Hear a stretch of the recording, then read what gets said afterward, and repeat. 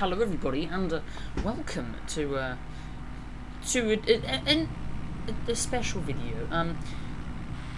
You probably noticed that it's not a train on the screen, and that is intentional. I don't know why there are two people in the cockpit. That's a bit weird. Anyway, let's go flying. I thought I've been playing a lot of this game recently, and I thought I would. Oh, the person's gone. Okay. Wait, there are. Wait.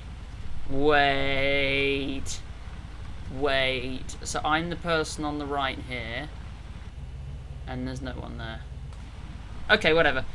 We're here in plane because it's a reasonably fast plane, and but it's still a single engine prop. So yes, we're going to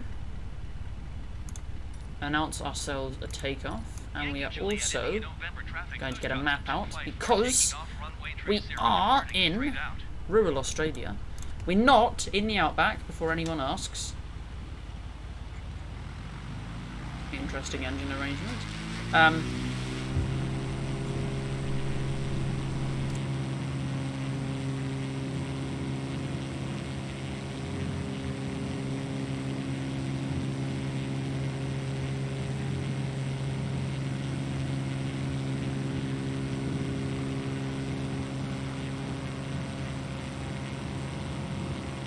Right, there we are, off the ground. So we're not in rural Australia, in case you are curious. Let's get the gear up, the wheels up. We are actually, and I like this livery. I chose it because it's the channel colours. We are here today in Jindabyne, which is a lovely place in the Australian Alps. And I put down that there would be snow, but apparently that hasn't worked. This is Lake Jindabyne, one of the lakes in the Snowy Mountains scheme. Massive, the largest engineering project in Australia. Sometimes in winter there's snow here, but not often. This is the town of Jindabyne. Stay here. I've been quite a lot actually, because, as I said, it is on the way to the snow.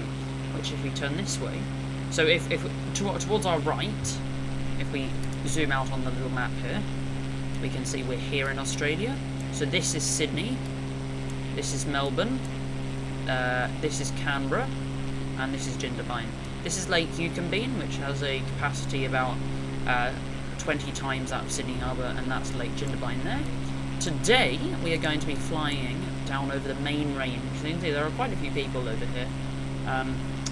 So we look at our map again. Let's try to multitask, operate a map whilst flying. So you can see here, this is Jindabyne, then this over here is Thredbo Valley, if you look at the cursor, and there's a Thredbo River that runs along it, and there's a ski resort just over here called Thredbo. It's quite far away. The road to get there crosses over here, so we're not going to follow that road. And there's another few resorts up here. There's Perisher up here, well, the collection of resorts that use the brand name Perisher, and also Charlotte Pass further up, so we can have a look at them.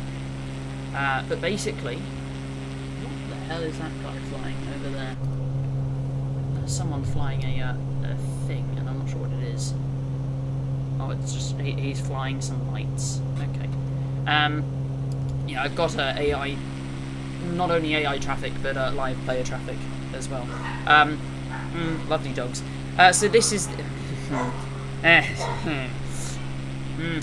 So this is the Thredbo Valley, as I said, and there's a lovely Thredbo River flowing through it. If we come over here, and then there's actually a railway down there, which I wanted to show you. If you can see, and there's also a road that runs along this part of the mountain. This is over here, on our right. So on our left-hand side is a mountain range. Yeah, I don't know what this is. There's several mountain ranges. On here is the main range. This is called the main range. Dead ahead, we can start to see Perisher coming into view. I can see some lift lines and Mount Perisher, which is just over there. I know my geography around this. And speaking of that railway I was talking about, you can see it just in there. It's mostly underground. So, because this road up here can get covered in snow quite a lot of the time. Oh God. Dogs are lovely. So This over here is, there's a road up here, but it generally gets covered in snow quite a lot of the time, so they built this railway to improve access, and the road here runs through the valley, as you can see, so it gets snowed in a lot less of the time.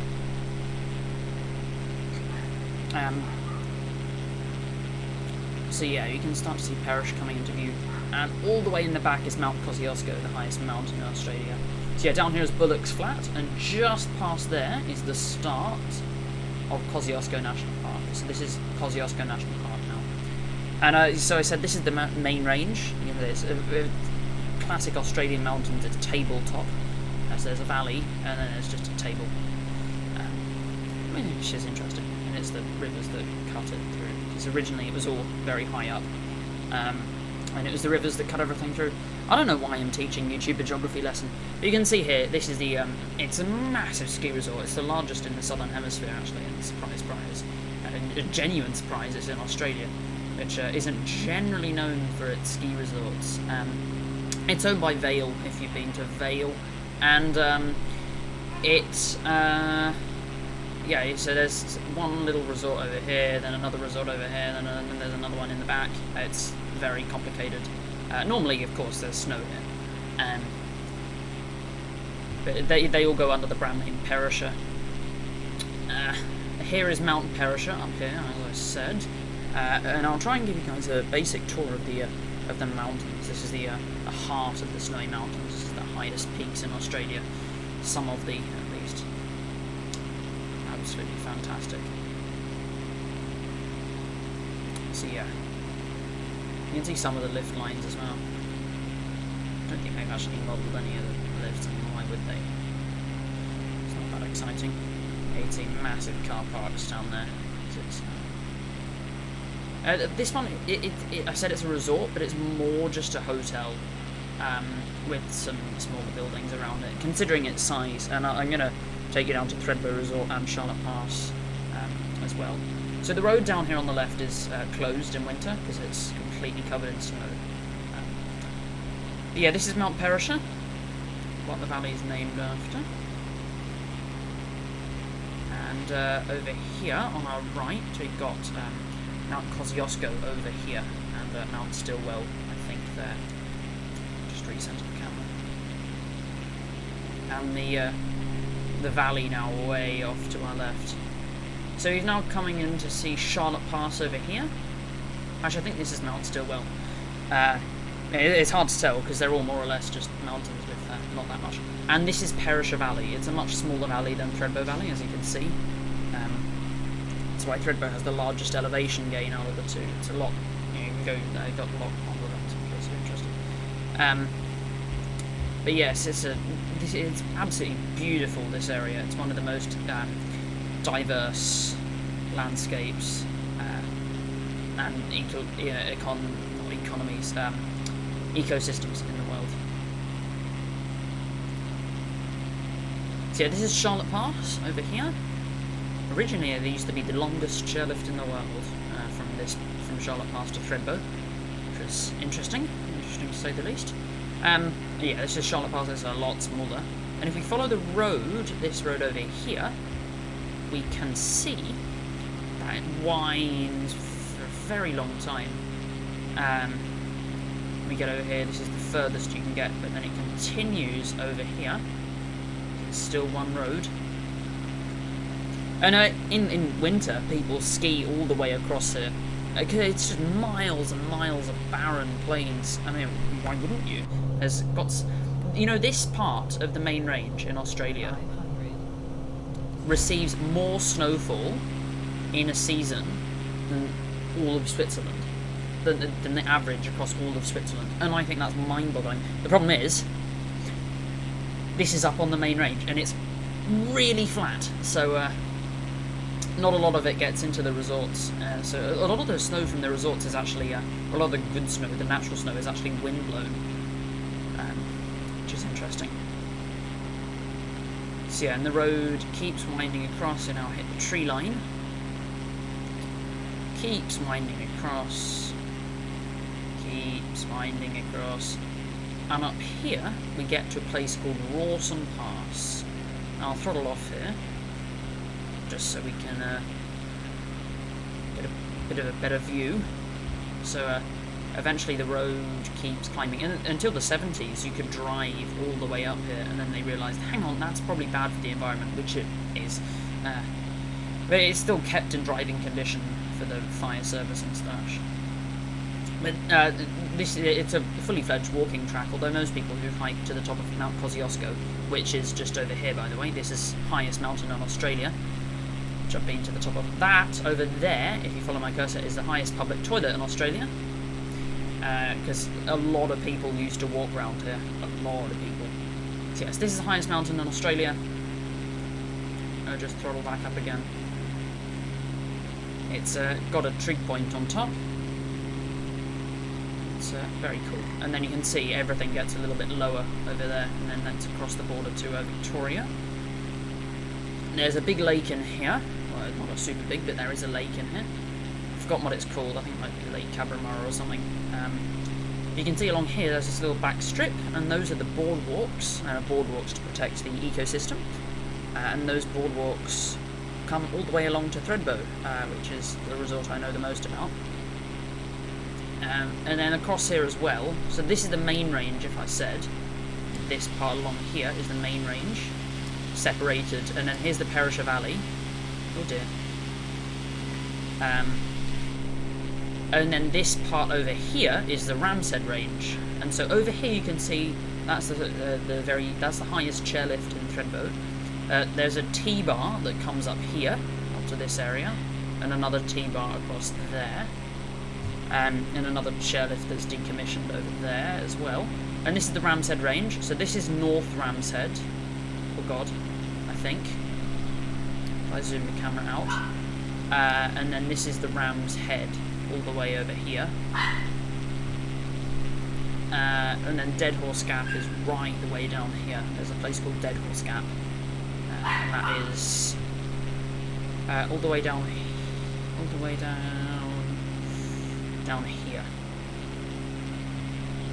So this is the much lower Thredbo Valley, and you can see down here this is Thredbo. It's modelled much nicer than Perisher is, or Charlotte Pass. I mean, you can see because the trails are a lot bigger, the runs are a lot bigger. You can see across here, you can see the runs, and then here's the town. It's a very nice town. And then this is the winding road that you have to go along to get through it. So we'll fly back to Jindabyne, this time following the Thredbo Valley. And yeah, it's an absolutely beautiful place to go in real life. Thredbo actually dropped in a new lift recently that goes along up here. So I prefer Thredbo to Perisher because it's got longer runs and it's smaller and it's got better access to the backcountry and it's got better, like steeper runs, more advanced runs and stuff. So yes, and you can see the fantastic modelling of the road along here. I mean, the AI that generates this stuff is pretty good, but I mean, the road, yeah, I wouldn't drive along that, especially that the AI cars aren't exactly following it, and that texture is horrible. And there's a Thredbo River down here, which seems to go uphill and downhill as it pleases. That just is a little bit strange. What is happening here? Anyway. I might actually write to the... I won't. It would be nice if the government put a railway in here.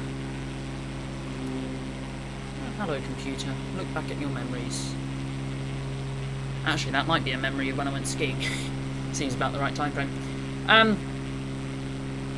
So yeah, and this is the Thredbo River. They carved all of this out. And actually, the Australian skiing industry, it was started by Europeans. Because of course the Snowy Mountains scheme, which dammed up, which created Lake Jindabyne, this big dam on our map over here, this big reservoir, and also Lake Yukonbean, and also a bunch of other places around, a bunch of other dams around the place. If I just watch my speed here.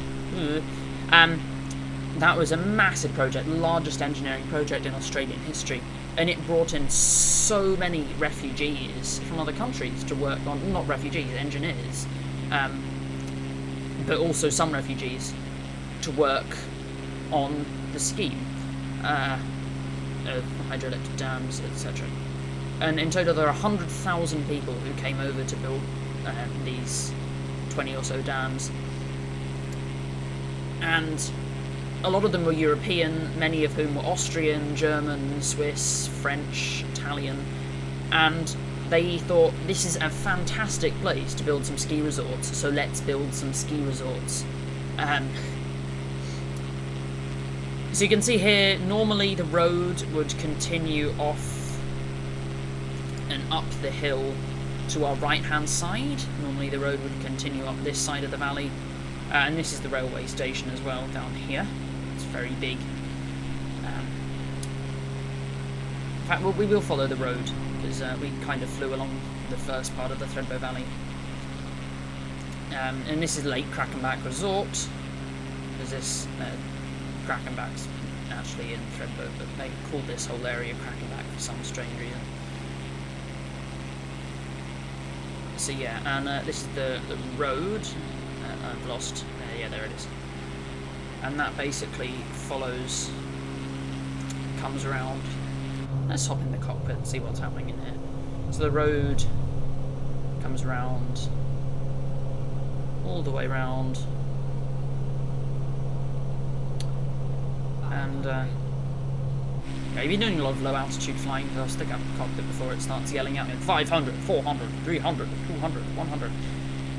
Retard.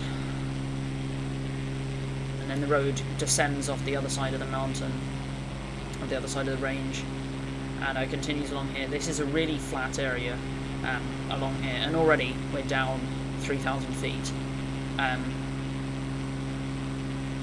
But, you know, Jindabyne's about 700 metres, 600 metres elevation, and the bottom of Thredbo is at 1,300, and the bottom of Perisher is at about 1,700, so... That does mean for Perisher, though, that it's only got about 200 metres top to bottom. No, yeah, 200 metres top to bottom. Whereas Thredbo has about 500, 600 metres top to bottom. Actually, it's got 700 metres top to bottom, which is nice. So yeah, this is the road. You can see a lot of emus, a lot of kangaroos, a lot of... no koalas here. A lot of wombats. And I'm not making that up. You see a lot of eastern grey kangaroos along here. It's not just because it's anywhere in Australia you can see kangaroos. Probably seen the most kangaroos and emus along here. In fact, I once stayed somewhere around here. I think I stayed in one of these buildings across here. And there were just a mob of kangaroos. That's the group now. A mob of kangaroos that just set up camp outside my shack, I'll call it. Place I was renting. Airbnb, whatever. Yeah, so you can see Lake Jindabyne coming into view over the horizon. Normally in the real world, this flight we wouldn't be allowed to, because we were flying into a national park, and commercial flights, or even leisure flights, GA, General Aviation, are banned over there. The only kind of flights you can do over there are military, which is why actually occasionally you'll get a lot of flyovers, because the military use it for practice, where there's not going to be any jets lying around. So yes, now you descend. God, I've been here so many times. Actually flying quite nicely today. Because normally I do this with the stick and it goes all haywire. Let's do actually no, that's locked. Let's do a barrel roll. I'm going to do this properly because I know oh no, oh no, oh no, oh no, oh no, oh no, bad! Oh, that's why I turned collisions off as well. God. Yeah. I think it should self-ride. At some point, maybe? Help? Not sure how to slew myself, actually. Fuel. That is a navlog, yeah. Objectives, travel to. There you go, travel to. No? Weather. Camera. Checklist. Whatever. We'll end the video here, we're close enough. But, yeah, It's interesting. And there's a big dam there. We were very close to the airport anyway. Maybe barrel roll wasn't such a good thing to do. Anyway, thank you guys for watching. Make sure you like and subscribe. It's an interesting video today because I thought I haven't played Flight Simulator for a while, so I'll do it. And chance to ramble about some geography because I like that. I like the Australian Alps. They're a really beautiful place. So thank you guys for watching. G'day to all the Australians out there, and I'll see you all next time. Goodbye!